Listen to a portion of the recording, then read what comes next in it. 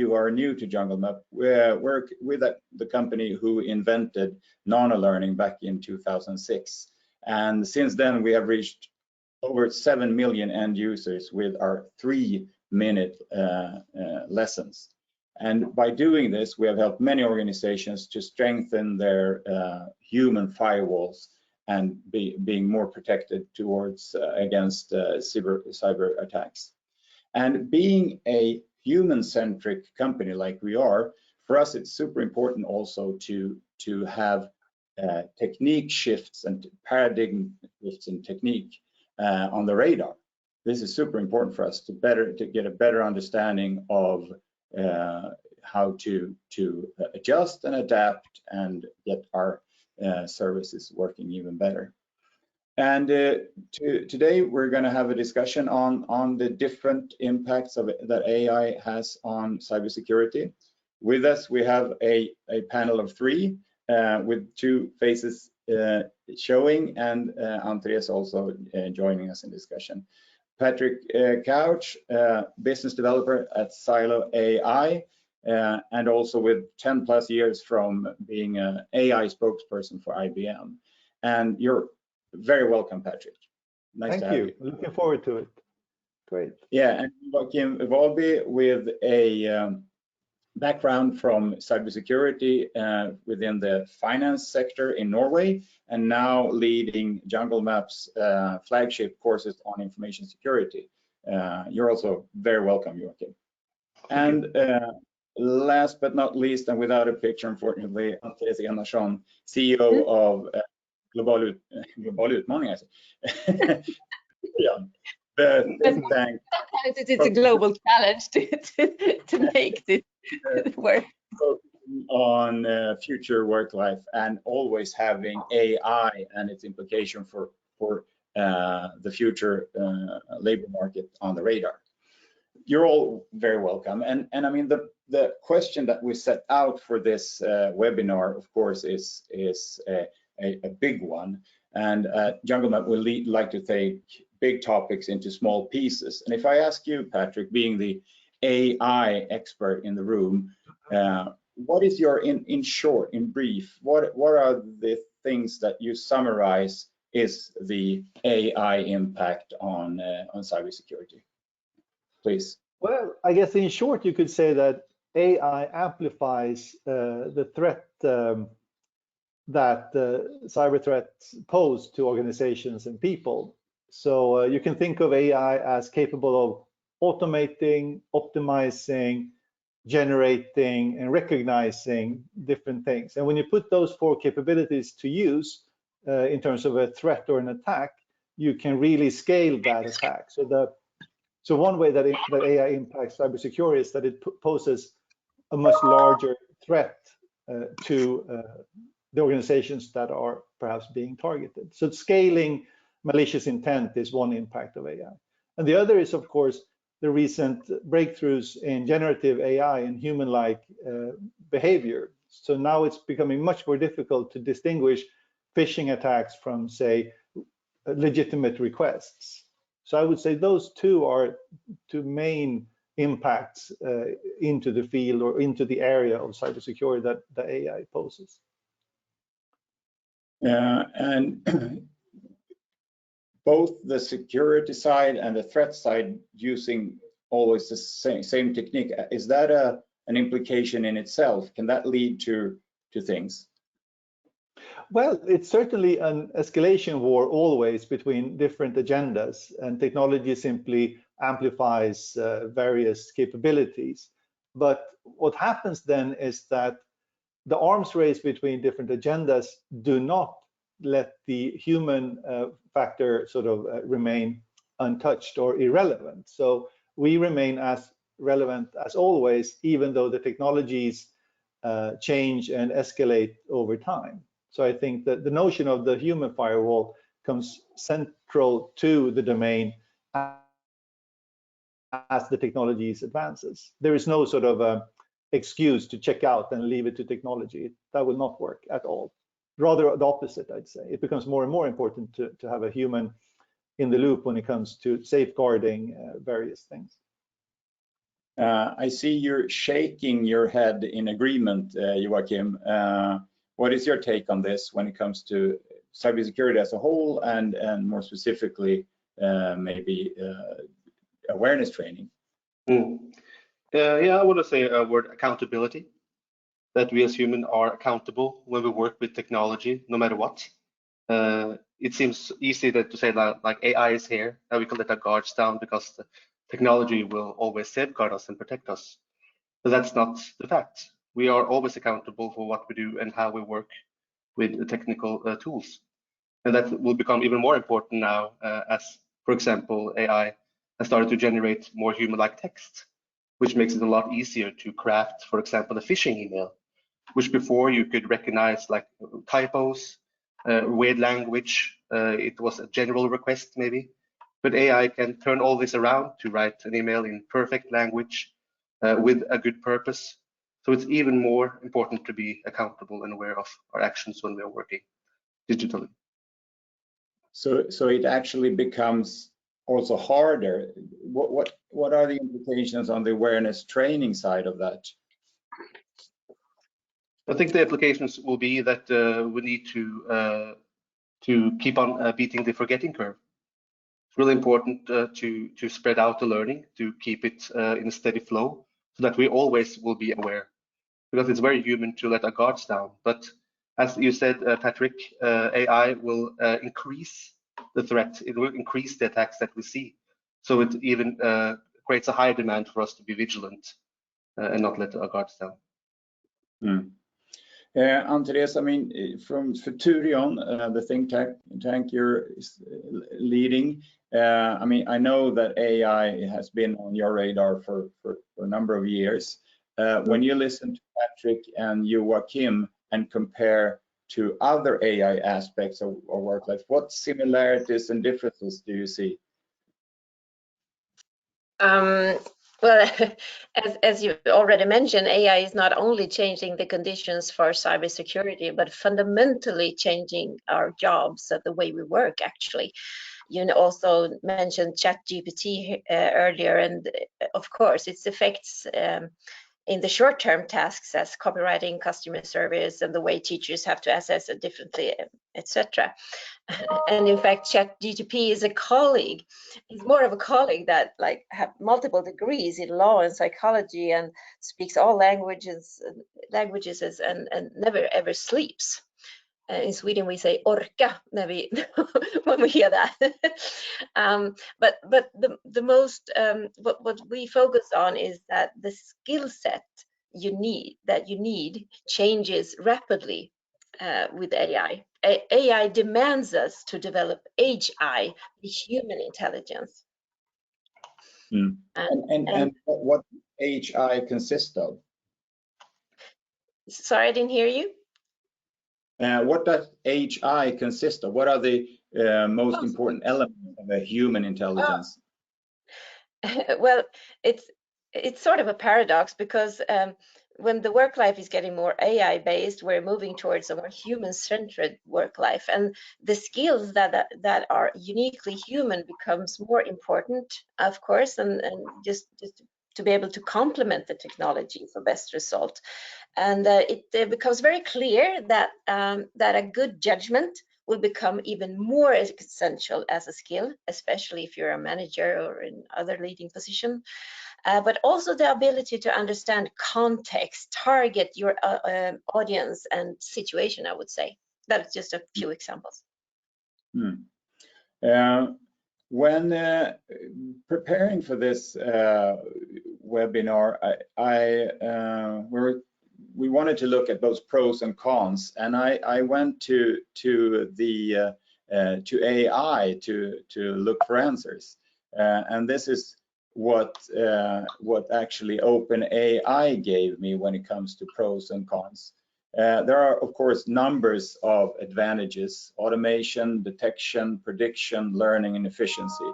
And all of these comes along with using AI. We can be more predictive. We can detect things that we never saw before. AI can learn and adapt to new kinds of attacks. And of course, this boils down to a higher efficiency. But on the other hand, it's a matter of more complexity. We are in the risk of being more AI dependent. We can also can be created false alarms, maybe a more vulnerable situation where we depend on AI. And of course, there's always the ethics around this. And once again, the source for this was OpenAI, who I asked what are the AI implications and impacts in cybersecurity. If I turn to you first, Patrick. First, I think I have 3 questions. First, do you agree with AI? Is this a good way to summarize it? And then, are there any specifics of these in this list that you would like to highlight more than others? And maybe, third question, if you compare these two, pros and cons, what is the overall sort of summarized conclusion, you say, about pros and cons? Well, first of all, do you agree with AI? Yes, number one, I do agree. I think this is a very accurate summation of things, with the one addition that those pros can of course also be cons if it's supporting a different agenda than your own. So it's a double-edged sword for sure. That's number one. Number two, I think the big cons, the negative downside is really what Ann-Therese touched about in terms of judgment. And if we become too dependent on relying on our technology to safeguard us, that can put us in a very vulnerable state, and that is best mitigated with the sense of judgment. And that judgment, I think, is precisely what an awareness training needs to sort of focus on. We need to somehow educate ourselves so that we can not overly rely on the filters catching everything in the email, for instance, coming our way, so that we think that everything that is in our inbox is legit, because it's not. It may appear so, and we may not be able to tell the difference. So therefore, we really need to have a judgment in play here. And I think also that judgment needs to come from experience and education. And the greater the understanding of a situation or context you have, the better your judgment would be. So even if you get a super seemingly legit email in your inbox from your mother, and it lists super intimate details about yourself, it would perhaps be odd for your mother to reach out to you over email, especially your work email or what have you. So you need to just add on parameters that you rely on for that judgment to actually come into play. But in summary, then, to your third sort of question, I think again what this drives at is really, it's a never-ending game. It's like one of those games you can't win. So you just need to be at it. And I think that nano training thing is really right. I think we need to embrace new habits in this digital world that we live in, and those habits are best enforced through regular sort of exposure to things that are helpful.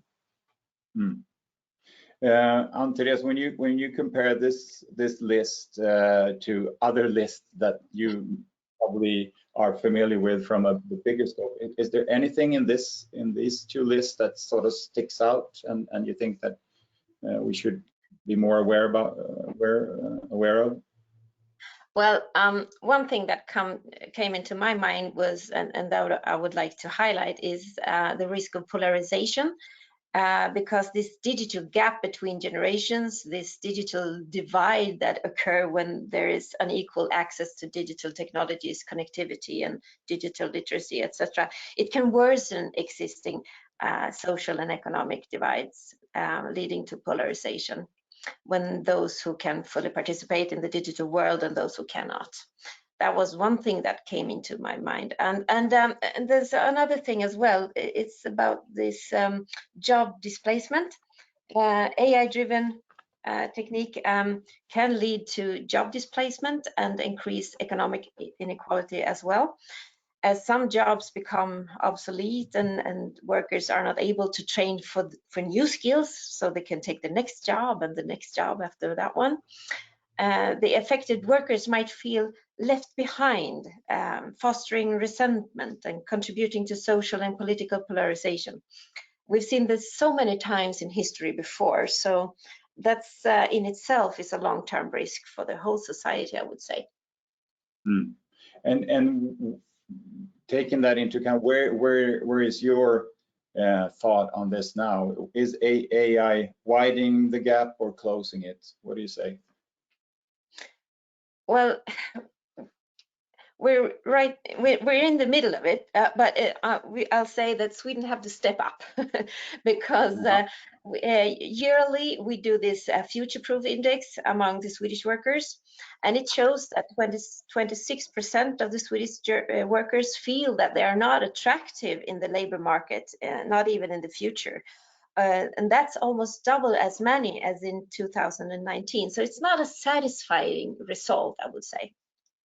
And another risk that came into my mind is the risk of lack of inclusion, because the vast majority of data is produced by a section of population in North America and Europe, and leading AI system risks, they reflect that worldview then. So ChatGPT pulls largely of written word from those regions. And we have almost like 3 billion of people still not, that still doesn't have regular, I can't speak right now, regular access to the internet. So that's a challenge. Yeah, and what you're saying is that at this point and probably going forward, we have a Euro-American Western AI and not a global. Do you agree with that, Patrick? And is that something that we need to pay more attention to? Well, it is certainly a very interesting and complex question. Just think of globalization or something like global direct democracy. If you were to roll that out and get everybody on the planet one vote, and then we vote on different things, a lot of people would not embrace that still embrace democracy, because we think that no, then the whole current sort of hegemony would play out differently and we would be uncomfortable. So I think it's not just about inclusion in terms of access, you also need to be informed and educated what it means. So I sort of think of this in parallel terms with politics. And I think when people get disenfranchised politically, they just don't vote, and you see voter activity go down, and as a consequence you get a more unstable political society, and it's easier for seemingly fringe notions to build momentum because you are not as many engaged in the political discussion. And the same is true, I think, of technology and where technology is going, and especially AI. And it's certainly true that right now we have in the Western world, we have a very Eurocentric AI that reflects certain biases or elements, but there's also a whole other world out there that is not even invited. So we can sort of complain about, gender inequality being at full display in AI models, but we will also see the fact that certain ethnicities are simply not represented and haven't provided input. So I think Ann-Therese is certainly spot on in terms of the need for a greater uptake of opinions to be reflected in the technology we stand up. And this also has implications for security, because if you simply check out of the technology domain, if you will, if you find that you don't have access to it, it's difficult for you to understand, you feel uncomfortable, you feel awkward around it, then you won't learn and you won't embrace the positives, and that will make you very vulnerable. So if you then are the one that is your own human firewall and you are uneducated and uninterested, you are easily becoming a victim. So there are certainly challenges that we need to work together to resolve. Yeah, turning to you, Joakim, I mean, one of the core ideas of what we at Junglemap do when we target everybody at a company organization, listening to Ann-Therese and Patrick, do you see implications for what we do when in a more divided labor market? Yeah, also in the labor market, but also if you look at it from the business side of it. As AI become even more advanced and the tools become more technical, they also become more expensive. We might see also an inequality in the business space, for the small businesses that we rely on in the society to generate revenue for society, that they might not be able to partake on equal level as the larger businesses because they cannot afford the technical safeguards that the larger business can afford, and then they might experience more downtime as a result of that and lower earnings. I think that's where we can play a really good role with training the human firewall, and that will make awareness training even more relevant because it's a relatively inexpensive way to lift the business security. So I think actually with awareness training that's available to all and affordable to all, we can actually level out the playing field.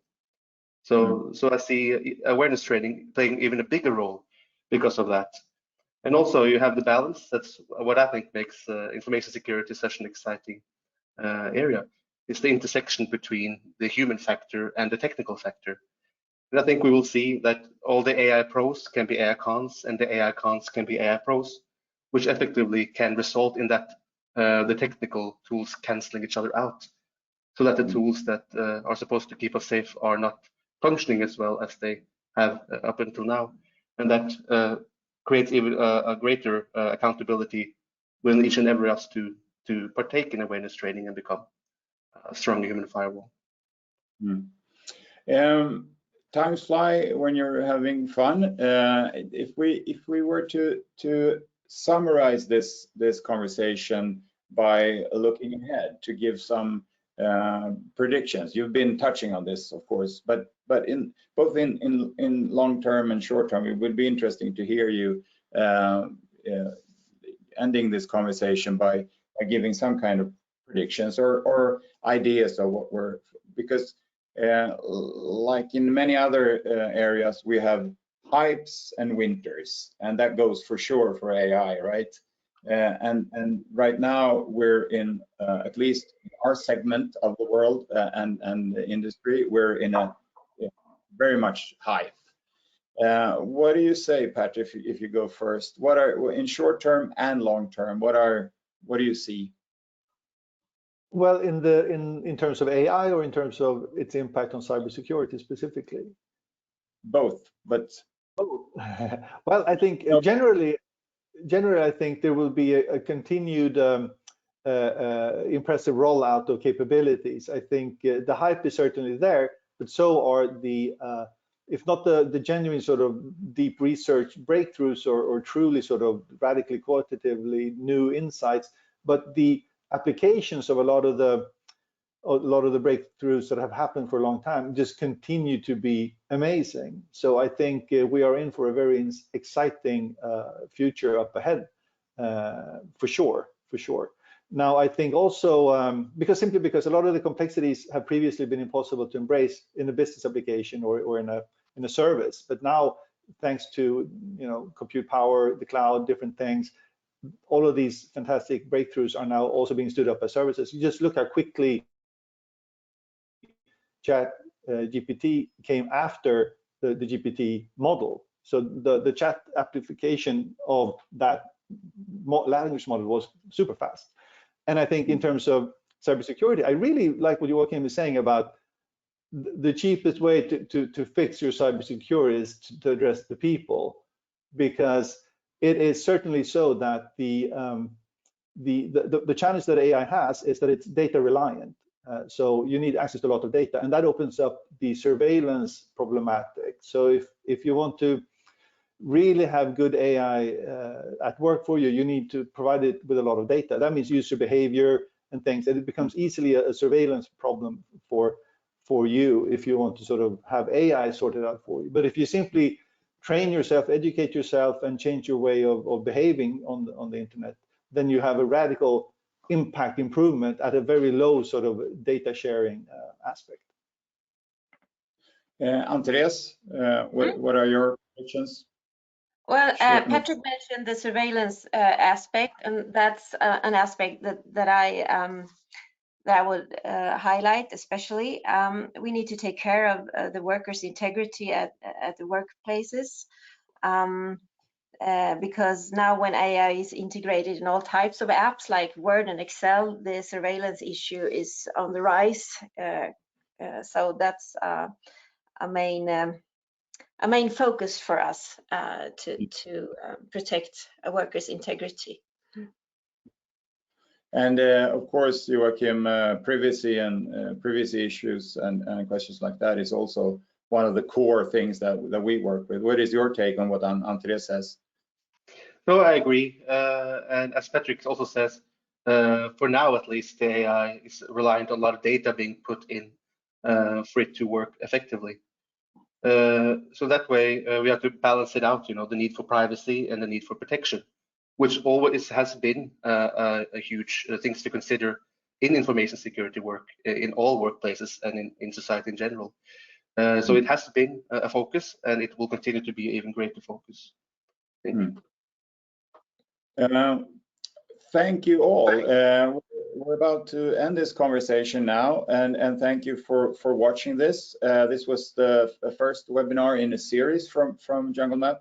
Next time, you're welcome back to when we have a Dutch outlook on May 24th. We're focusing on cybersecurity challenges in the health sector, which is a sector targeted a lot by cyber attacks, threatening both the organizations and individuals. And the questions we're going to talk about then is, okay, how can we create a sustainable security behavior in organizations who are already under a lot of work pressure? And that is a challenge, and that's something that we work with, and we have good examples from the Netherlands that we're going to share with you. So look out for the invitation, and please welcome back. And once again, thank you, Patrick, thank you, Joakim, and thank you behind the camera, Ann-Therese, as well for having this conversation. Cool. I put on my mascara today. Thank you. Thank you so much. Great. Thank you. Thank you.